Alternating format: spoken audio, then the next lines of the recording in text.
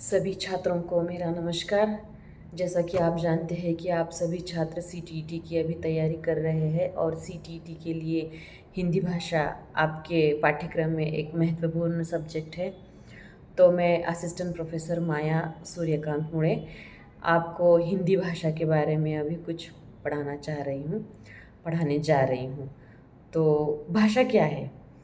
जो हम आम तौर पे बोलते हैं वह भाषा है। ठीक है, इतना ही सीमित जो अर्थ निकलता है उसे हम भाषा कहते हैं। ठीक है, भाषा के अलग अलग रूप है। एक है लिखित भाषा, दूसरी है मौखिक भाषा और तीसरी है सांकेतिक भाषा। मुख्य मौखिक भाषा यानी जैसा कि आप जानते हैं हर एक दरकोस पे हमारे भारत में बोली बदलती रहती है, भाषा बदलती रहती है, उसका लहजा अलग है, उसका बोलने का ढंग अलग है। ठीक है, तो इस तरह से भाषा अलग अलग होती है। लिखित भाषा है, लिखित भाषा यानी जो भाषा साहित्यिक तौर पे अभी प्रमाणित हो चुकी है, जिस भाषाओं में साहित्य की रचना की जा चुकी है, तो वह लिखित भाषाएं हैं। ठीक है, तो मौखिक भाषा यानी हम जो बोलते हैं वह भाषा। सांकेतिक भाषा क्या है कि जो विविध संकेतांकों के माध्यम से हमारे सामने प्रस्तुत की जाती है, जैसे विविध चिन्ह है, अंक है, चित्र है, उसी के माध्यम से जो कुछ कहा जाता है, लेकिन वह लिखित रूप से नहीं होता, सिर्फ संकेत अंकों के माध्यम से वो हमारे सामने प्रस्तुत करने की कोशिश होती है, उसे कहते हैं हम सांकेतिक भाषा। तो इसी तरह से हिंदी भाषा के रूप क्या क्या है? एक है लिखित भाषा, दूसरी है मौखिक भाषा और तीसरी है सांकेतिक भाषा। ठीक है, लिखित भाषा यानी जिस भाषा में हम लेखन करते हैं, कोई भी रचना लिखते हैं, जो साहित्य के लिखने की भाषा होती है वह लिखित भाषा यानी देवनागरी की लिपि के रूप में हम जो कुछ भी लिखते हैं वो लिखित भाषा है। ठीक है, मौखिक भाषा यानी हम जो भी अपनी अपनी भाषाओं में आमतौर पे बातचीत करते हैं वो उसमें प्रमाण भाषाएं हैं, अपनी बोली भाषाएं हैं, वह अपनी विशेषताओं के साथ जिस तरह से वो उपयोग की जाती है वह भाषाएं हैं, वह मौखिक भाषा है। और तीसरी है सांकेतिक भाषा। सांकेतिक भाषा में उसका लिपि में उसका लिखावट नहीं होती, विविध संकेतांकों के माध्यम से वो हमारे सामने प्रस्तुत की जाती है। तो इसी तरह से ये आमतौर पे भाषा के तीन मुख्य रूप से भेद कहे जा सकते हैं। एक लिखित भाषा, दूसरी है मौखिक भाषा और तीसरी है सांकेतिक भाषा। ठीक है, तो भाषा के कार्य क्या है? ठीक है, हम बोलते हैं आमतौर पे ये है, लेकिन अब हमें सूक्ष्म तरह से या एक विशिष्ट रूप से देखना पड़ेगा कि भाषा के प्रकार ही क्या होते हैं। ठीक है, तो भाषा विचारों को अभिव्यक्त करने का साधन है कि हमारे पास जो कुछ विचार है तो उसे हमें प्रस्तुत करने के लिए भाषा की आवश्यकता है। ठीक उसी प्रकार से सामने वाले के भी विचार सुनने के लिए, उसकी अभिव्यक्ति समझने के लिए भी हमें भाषा की ज़रूरत होती है। यानी भाषा आदान प्रदान का और अभिव्यक्ति का महत्वपूर्ण माध्यम है। ठीक है, उसके बाद हमें भाषा क्या है, अपना सामाजिक जीवन जो है उसे सार्थकता प्रदान करती है। किस तरह से करती है? तो जो भी हमारा सामाजिक जीवन है उसमें हम विविध माध्यमों के साथ, विविध घटकों के साथ अंतर क्रियाएँ होती है हमारी उनके साथ। तो अंतर क्रियाएँ अच्छी तरह से होने के लिए भाषा हमें सहयोग देती है। ठीक है, जितनी हमारी भाषा प्रगल्भ होती है, जितनी हमारी भाषा पे पकड़ होती है, उसी तरह से हमारी सामाजिक जीवन की अंतर क्रियाएँ भी अधिक सहज होती हैं और प्रभावी होती है। ठीक है, उसके बाद ज्ञान प्राप्ति के लिए भी भाषा का उपयोग है।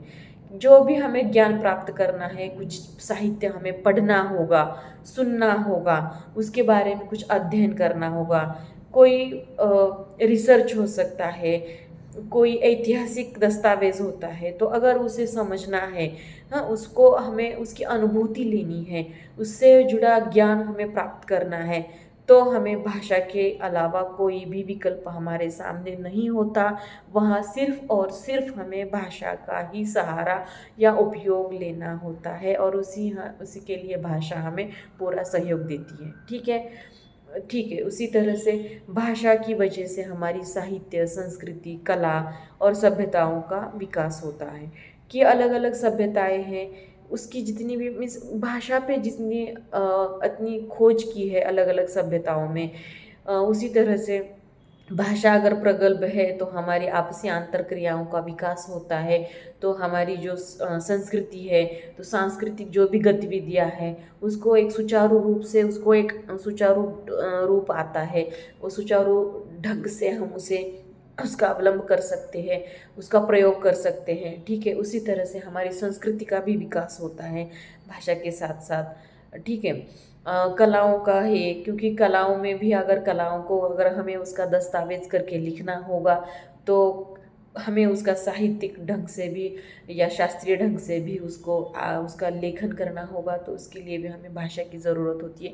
यानी जितनी भाषा विकसित होती है, अलग अलग भाषाओं का विकास होता है, उसी तरह से हमारी सांस्कृतिक सभ्यता, कला, संस्कृति का भी विकास होता है। ठीक है, भाषा क्या है? तो एक लिपि का लिखित रूप है। किसी भी भाषा को लिखने के लिए एक लिपि चाहिए। ठीक है, और उसी लिपि के माध्यम से उस भाषा को हम लिखित रूप में देख सकते हैं या उसका प्रस्तुतिकरण कर सकते हैं। ठीक है, किसी भाषा को लिखने के लिए हमें एक विशिष्ट लिपि नहीं, अलग अलग, जैसे कि हम आमतौर पे देख सकते हैं कि आज तकनीकी युग में हम अपनी मातृभाषाओं का जब लेखन कर सकते हैं तो हमारे लिए उतने कीबोर्ड अवेलेबल नहीं है, तो इस हाल में हम क्या करते हैं कि लिप्यंतरण करते हैं, यानी अंग्रेजी में ही लिखते हैं, लेकिन भाषा हमारी ही होती है। यानी लिपि बदल जाती है लेकिन मूल भाषा बदलती नहीं। हम मराठी में कुछ लिखते हैं लेकिन उसकी लिपि अंग्रेजी होती है।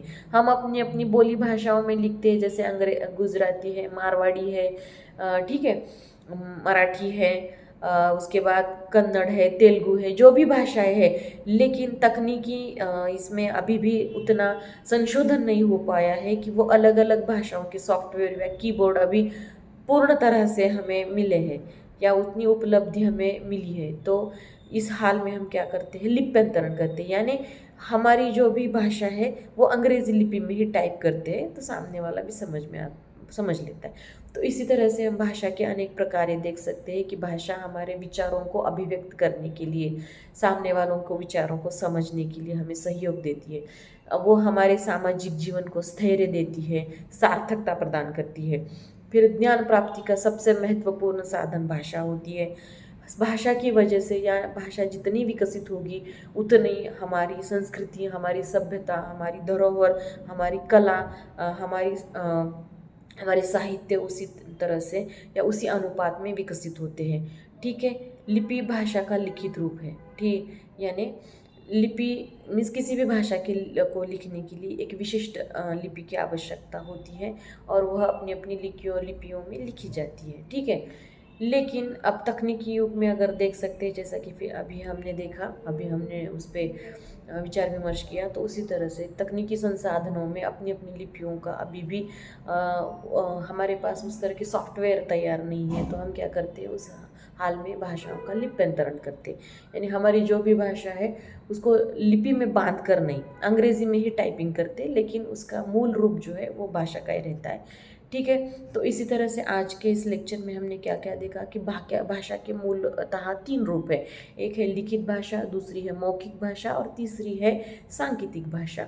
और उसी के साथ साथ हमने भाषा के अलग अलग प्रकार ये देखे। ठीक है, तो अगली तासिका में अगले घटक के साथ हम फिर आपके सामने हाजिर होंगे। तब तक के लिए नमस्कार।